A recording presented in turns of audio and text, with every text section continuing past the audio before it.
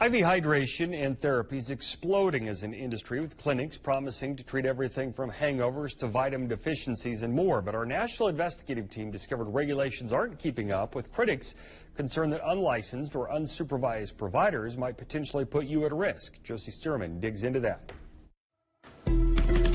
Look on the internet and you'll find a virtually endless menu with options to solve any health problem you're dealing with.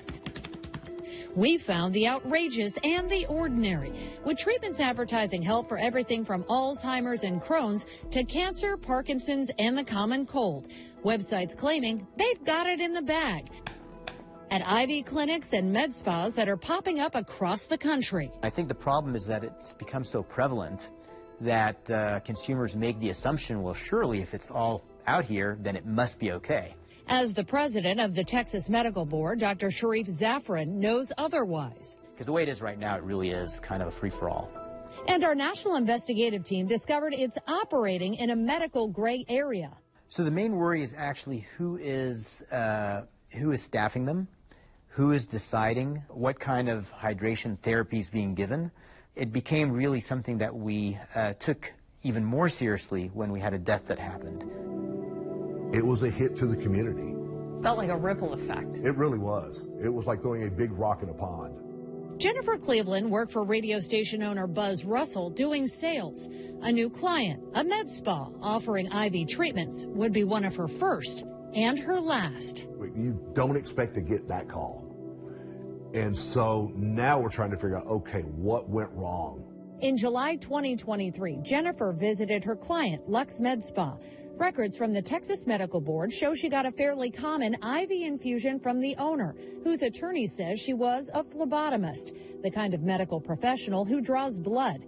Board records say the IV Jennifer was given contained vitamins and a dangerous mix of prescription electrolytes known to cause complications. Within 2 hours, she was dead from a sudden cardiac arrest. And in these situations where you literally have someone's life in your hands, there has to be a procedure. But there were many missteps, according to the Texas Medical Board, which found there were no medically licensed or experienced staff at the med spa the day Jennifer died. The medical director was an anesthesiologist more than 100 miles away. The board said he failed to properly supervise the unlicensed owner. Do you see this as the practice of medicine? Absolutely. Even if it's just IV fluids by itself, those are prescribed medications. But that's not how it's handled across the board, with some states admitting they have no rules or regulations to guide the industry. Our national investigative team looked at state laws across the country and discovered those that do vary widely on who can own or oversee these businesses, what licenses are required for practitioners, what monitoring or physician relationship is required. Even who's allowed to ultimately stick in the needle isn't uniform. These things are coming up faster than the states have been able to come up with laws to address them specifically. In just the last 3 years, we found medical, nursing, or pharmacy boards in at least 8 states, including Alabama, Mississippi, and Nebraska, have issued specific position statements to lay out exactly who can do what when it comes to IV therapy. They're not laws, though. They're merely guidance.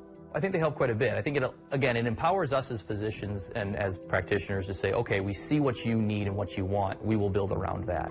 Dr. Chris Seitz is an architect of the IV therapy industry. I'm going to send this conversation to the clinic.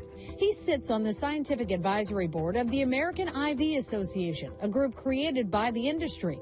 Just weeks ago, it released a framework to raise industry standards with the goal of protecting patients. Done the right way is very safe. Not done the right way, there are risks. Risks that may get blurred in a social media world where IV clinics pop up in your feed as casual beach setups and cheeky after-party pics.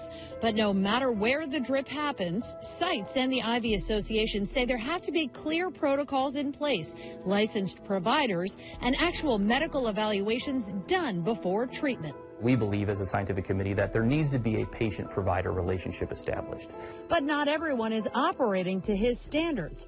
We found doctors across the nation disciplined for failures related to remote oversight of IV clinics, including the doctor medically directing the IV clinic that injected Jennifer Cleveland.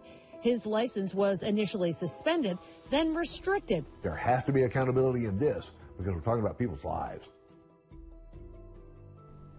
Our national team repeatedly contacted the doctor overseeing the clinic involved in the Jen Cleveland's death, but got no response. His license remains restricted. The case is now being investigated by the Texas AG, and the med spa's attorney says there's no criminal liability that should be attributed to the owner, with no proof the IV treatment is responsible for her death.